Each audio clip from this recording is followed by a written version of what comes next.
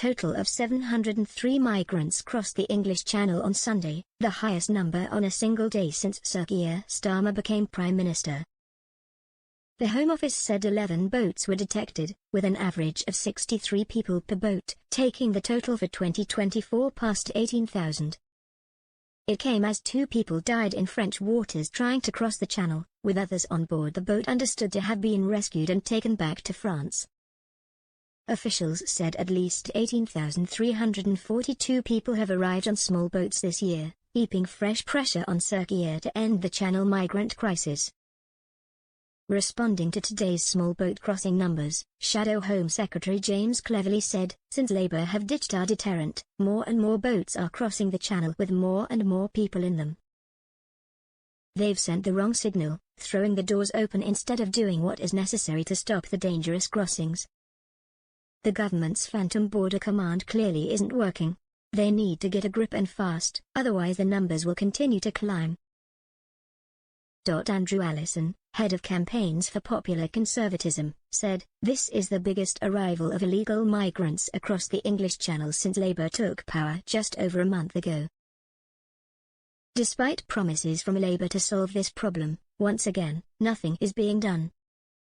In our recent opinion panel survey, 86.1% of respondents said they want the Conservatives to commit to leaving the ECHR, European Convention on Human Rights, and repealing the Human Rights Act. Now is the time for action. The total for this year is 13% higher than the total at the equivalent point last year, which was 16,170, but 3% lower than the total at this stage in 2022, which was 18,978. The highest number of migrants to arrive on a single day so far this year was 882 on June 18, while the second highest was 711 on May 1. Both occurred before the general election. There were 29,437 arrivals across the whole of 2023, down 36% on a record 45,774 arrivals in 2022. Sir Keir's government is prioritising bolstered cooperation with European countries to smash the smuggling gangs operating across the continent. And in a sign of improving Anglo-French relations, Border Force Ranger picked up 13 migrants off the coast of Gravelines, inside French territorial waters, and took them to Calais on Wednesday as part of a joint rescue operation.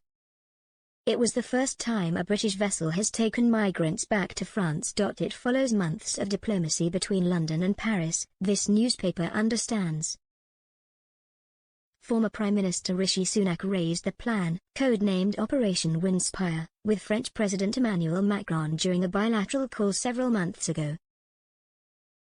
Under the proposal, British vessels could enter French waters and rescue migrants if they were in distress.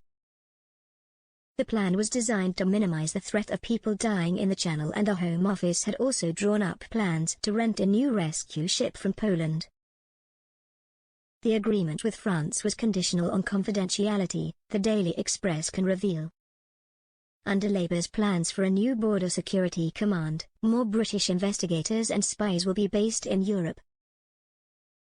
Sources have told the Daily Express that Home Secretary Yvette Cooper's team is hoping MI5 intelligence officers will treat people smugglers like foreign spies and terrorists.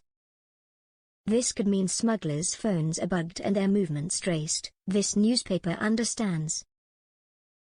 Ms. Cooper has ordered the review into how the gangs operate because she believes there are more opportunities to disrupt them. Intelligence has been gathered on how the gangs operate, where they are based, the routes they take and how they communicate with migrants hoping to cross the Channel. And utilizing this information could give MI5 and the National Crime Agency more opportunities to infiltrate or disrupt the gangs before they reach the French coast. Counter-terror powers will also be extended to cover organized immigration crime, including the power to search people suspected of being involved in people smuggling, close bank accounts, restrict their travel and trace their movements before an offense has taken place. But many critics argue that Sir Keir's decision to scrap the Rwanda deportation scheme has removed the only deterrent to crossing the Channel. Robert Bates, research director at the Centre for Migration Control, said, "The Labour Party have come into government and poured petrol on this crisis. Without the Rwanda scheme, there is nothing to deter those looking to make a channel crossing. The payoff for making it onto British soil is huge. We now are a soft touch without the backbone to deport large numbers of those who entered our country illegally. Instead, we provide them with free accommodation, healthcare and pocket money.